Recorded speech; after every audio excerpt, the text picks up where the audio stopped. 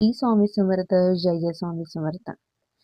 खूप साऱ्या स्वामी भक्तांना असा प्रश्न पडतो की जर स्वामी चरित्र सारामृताचे रोज 3 अध्याय वाचता येत नसतील किंवा काही कारणास्तव जमत नसतील तर त्यांनी काय करावं?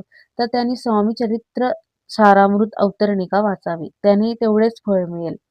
पण ही सेवा रोज मनापासून केली पाहिजे. मगच कोणत्याही सेवेचे फळ आपल्याला मिळत असते. चला तर मग बघूया आता श्री स्वामी चरित्र अवतरणिका. श्री गणेशाय नमः. श्री सरस्वते नमः. श्री गुरुभ्यो नमः. श्री कुलदेवताय नमः. श्री अक्कलकोट निवासी पूर्ण दत्तावतार दिगंबर यतिवर्य स्वामी राजाय नमः. ब्रह्मानंदं परमसुखदं केवलं ज्ञानमूर्ति द्वंद्वातीतं गगनसदृशं तत्त्वमस्यादिलक्ष्यम् एकं नित्यं विमलमचलं सर्वदी साक्षीभूतं भावातीतं त्रिगुणरहितं सद्गुरुतं नमामि. ओम रक्तांग रक्तवर्ण पद्मनेत्र सुहास्य वदन कटाटोपी च माला दंडकमंडलुधर कट्याकार रक्षक त्रैगुण्यरहित त्रैलोक्यपालक विश्वनायक श्री भक्तवत्सल कलियुगे श्री स्वामी समर्थावतार धारक पाहि माम पाहि माम पाहि माम.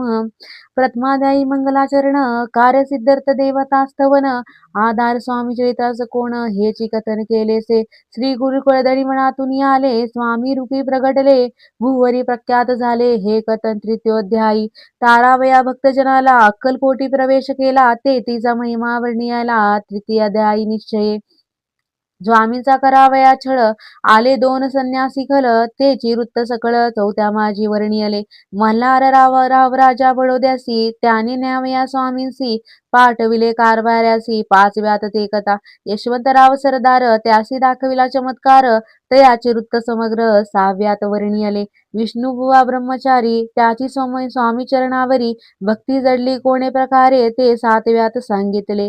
शंकर नामे एक गृहस्थ होता ब्रह्मसंबंधे ग्रस्त त्यासी केले दुःखमुक्त. आठव्यात ती कथा खर्चोनिया द्रवभूत त्यांनी बांधिला सुंदर मठ ते वर्ण समस्त. नवव्यात केलेसे चिदंबर दीक्षितांचे वृत्त वर्णिले दशमाध्यायात ते ऐकता पुनित श्रोते होती सत्यची. 11वा आणि 12वा तैसाची अध्याय 13वा बाळप्पाचा इतिहास भरवा त्या माझी निरोपिला भक्तिमार्ग निरूपण संकलित केले वर्णन तो 14वा अध्याय पूर्ण. सत्तारक भाविका बसपा तेली सद्भक्त तो कैसा झाला भाग्यवंत त्याची कथा गोड बहुत. 15व्यात वर्णिली हरिभाऊ मराठे गृहस्थ कैसे झाले स्वामी भक्त.